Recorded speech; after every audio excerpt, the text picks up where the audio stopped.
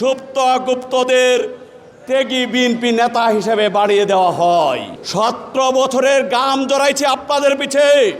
প্রিয় নেতা, আপনারা কোথায় দুঃসময়ে আমাদের? যেই বিএনপির কারণে আজকে আপনি ব্যারিস্টার কাজল সাহেব, আপনি কাজল সাহেব কিন্তু ছিলেন অ্যাডভোকেট কাজল, কিন্তু বিএনপি বানাইছে। আরে কাজল সাহেব, আজকে আপনি আমাদের যে লাথি দিয়েছেন এটা কি আপনি দিতে পারেন? সংগ্রাম করে আমাদের যে দাবি দেওয়া আদায় করব। বিগত 17 বছরে আমরা যেভাবে আন্দোলন সংগ্রাম করেছি, সংগ্রামী সাথী ও বন্ধুরা, আগামী দিনগুলোতে আমরা এভাবেই সংগ্রাম করব। আমি আপনাদের সামনে একটা কথা বলি, 17 বছরে যেই মেশিন আবিষ্কার হয় নাই, আমি দেখেছি আজকে সেই মেশিন আবিষ্কার হয়েছে। সেই মেশিনের নাম কি? অ্যাটর্নি জেনারেল কার্যালয়। যেই কার্যালয় থেকে ফ্যাসিস্ট সুপ্ত গুপ্তদের ত্যাগী বিএনপি নেতা হিসেবে বাড়িয়ে দেওয়া হয়। প্রিয় ভাইয়েরা, আপনারা জানেন আজকে আমরা হৃদয়ে রক্তক্ষরণ নিয়ে আজকে আমরা এখানে এসেছি। হৃদয়ে রক্তক্ষরণটা তো জানেন, আজকে আমাদের অভিভাবক আইনজীবী ফুরাম তারা খুব কষ্টে আছে, খুব ব্যথিত, কিন্তু ওনার সন্তানেরা আজকে রাস্তায় কান্না করে।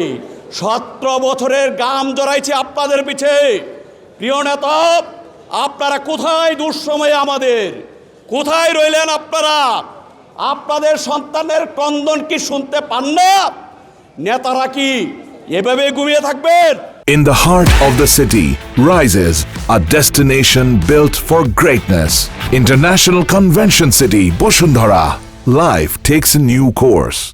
ক্ষমতার মসনদে বসে আছেন, আপনারা আরাম আয়েশ করছেন, আর আপনাদের পিছে যারা ছিল, যারা দীর্ঘদিন গাম জড়িয়েছিল, তাদের ব্যাপারে কি আপনাদের কোনো দায় দায়িত্ব নাই?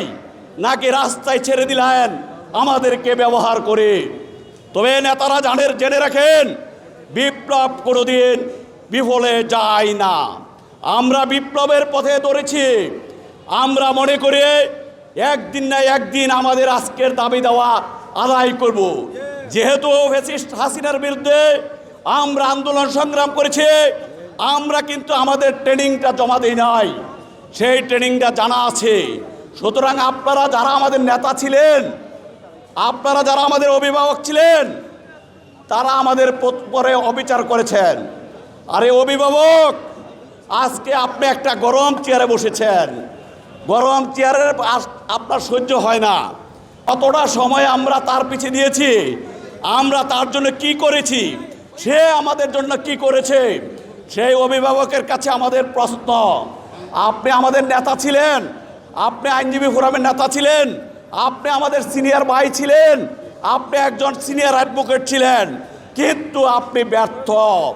আপনি আপনার দায়িত্ব পালন করতে পারেন নাই, আপনি আপনার নেতৃত্ব প্রমাণ করতে পারেন নাই।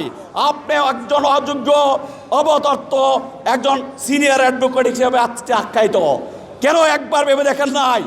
যারা আপনার জন্য এত কষ্ট করেছে, ফ্যাসিস্ট আমলে যারা আপনার জন্য এত বিপদ আপদ নিয়েছে, তারা কেন আজকে আপনার বিরুদ্ধে?